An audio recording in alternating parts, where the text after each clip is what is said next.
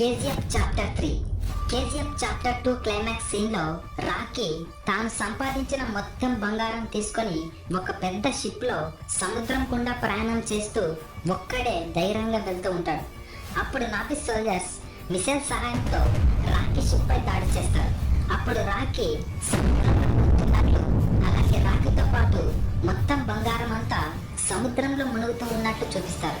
కానీ చాప్టర్ 2 సినిమాలో రాకీ ఖచ్చితంగా చనిపోయినట్లు గాని, రాకీకి గాయాలు అయినట్లు గాని, బ్లడ్ వచ్చినట్లు అస్సలు చూపించలేదు. ఇంకా రాకీ బతికే ఉన్నాడు అనడానికి ఇప్పుడు మీకు 2 బలమైన డైలాగ్స్ ని గుర్తుకు తెప్పిస్తాను.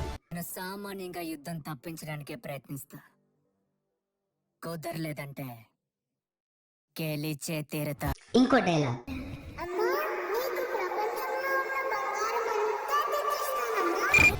ఈ డైలాగ్స్ మనం వింటూ ఉంటే ఒకవైపు ఎమోషన్, ఇంకోవైపు గూస్ బంప్స్ వస్తాయి. సో ఈ డైలాగ్స్ లోనే అర్థం ఉంది. రాకీ తన అమ్మకు మాట ఇచ్చాడు, ప్రపంచంలో ఉన్న బంగారం అంతా ఇస్తాను అని. అయితే రాకీ ఇండియాలో ఉన్న బంగారాన్ని మాత్రమే సంపాదించాడు. సో ఇందువల్ల రాకీ ఇంకా చావలేదు. ఇంకొక ఇంట్రెస్టింగ్ విషయం ఏమిటంటే కేజీఎఫ్ చాప్టర్ 2 క్లైమాక్స్ సీన్ లో కేజీఎఫ్ చాప్టర్ 3కి సంబంధించిన బుక్ ని చూపిస్తారు. సో ఈ కొన్ని క్లూస్ ని బట్టి కన్ఫర్మ్ గా చెప్పేయచ్చు ఇంకా రాకీ బతికే ఉన్నాడు అని. సో ఇప్పుడు రాకీ ఎలా బతికి ఉంటాడో చెప్తాను.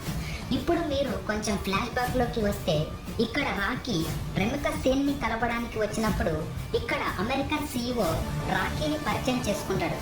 అప్పుడు ఇతను అని అంటాడు. ఇతడి పేరు గూగుల్లో సెర్చ్ చేసి చూస్తే అమెరికన్ సీవాల్ క్లాస్ సబ్మెరైన్ ప్రెసిడెంట్ గా ఉన్నట్లు చూపిస్తుంది.